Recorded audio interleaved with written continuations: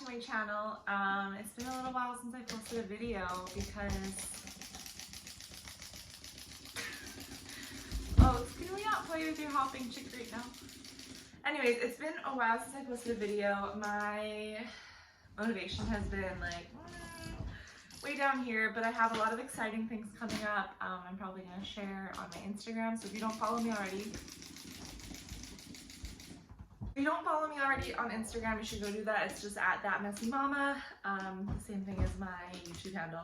For today's video, I thought I would kill two birds with one stone, and I have to fold all of my kids' laundry, and so I thought, why not fold and chat and then make a YouTube video out of it? So like I said, kill two birds with one stone.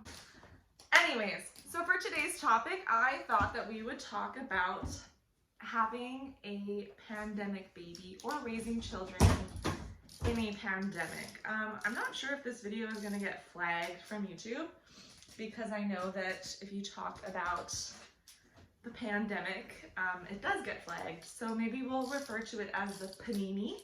When my husband and I started trying for Roman, it was January 2020. The pandemic hadn't hit yet, or the panini hadn't hit yet. Right, like things were still normal. We started trying. I found out I was pregnant in the beginning of March. I think it was like March 2nd or something. And we were super excited. And then 3 weeks later, the world started to shut down and I became terrified. I didn't know what we were dealing with at that point. Obviously, there was a lot of unknowns for many people. So I think it took away some of the initial excitement of being pregnant. I was anxious, I would say. And I think that anxiety kind of stayed consistent all the way through my pregnancy and even now into postpartum. I, again, am struggling with a lot of postpartum anxiety this time around. Just to be transparent, I don't think it's talked about enough, which I understand why women don't want to talk about. It can feel really isolating. A lot of people can feel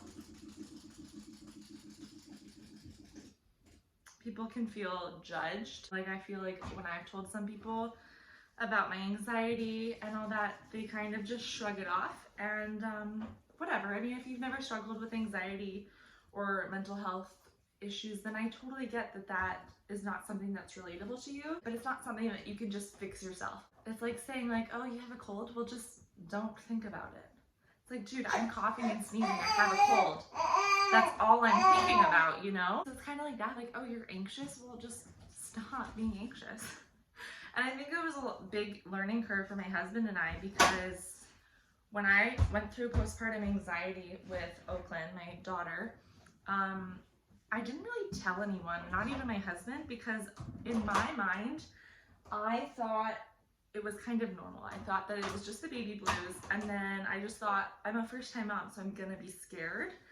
I'm gonna be anxious, but it got to the point where we lived with my in-laws, and during the day, if no one was home, I would stay up in our room for as long as I could because I was terrified of walking down the stairs with our daughter. I see how illogical it is now. I literally thought that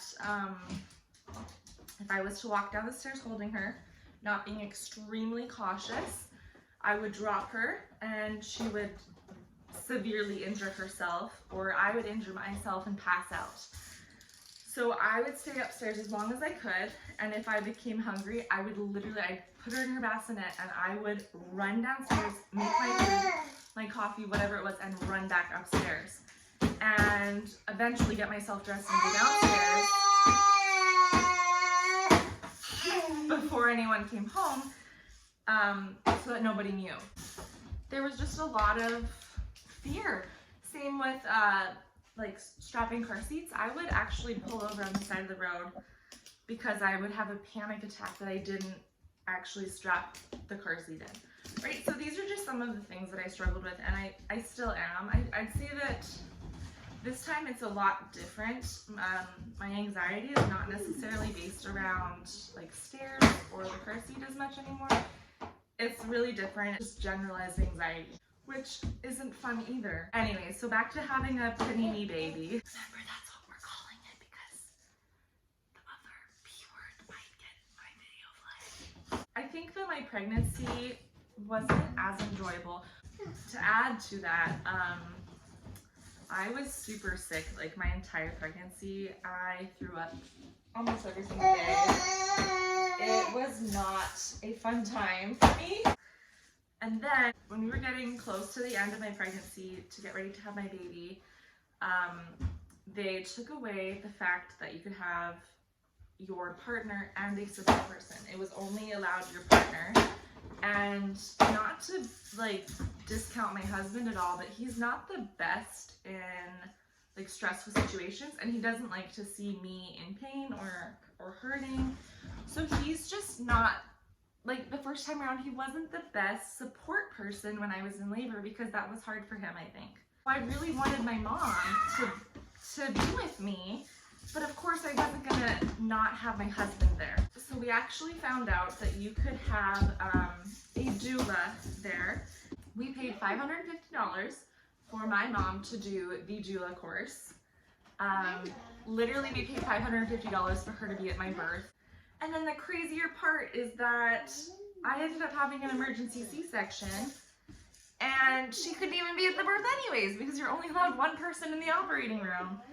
But she was there my entire labor, and she was there, I think she was allowed to stay 2 hours after our son was born. So of course, if I could do it over, I would 100% want her to be there again. She was so helpful. My children are really loud, I'm sorry. She used to be a midwife in South Africa. And then in Canada, she worked on the pediatric floor, and she worked in the maternity clinic, or the maternity ward. So she is very much prepared with birth and all that. So the benefit of having a panini baby was that nobody was allowed to come and visit, which for me was fine, because with Oakland, I didn't really allow other people to hold her. And we had Roman in November, so not only was there the virus going around, but there was also just cold and flu season, and RSV, is that what it's called for babies? The like baby sickness? I'm just doing a lot of this off the top of my head, so I think I'm probably missing a lot of the points that I wanted to make. If you've had a baby since 2020, or if you're raising babies, what do you think has been the hardest part? I think for us, it's the socialization.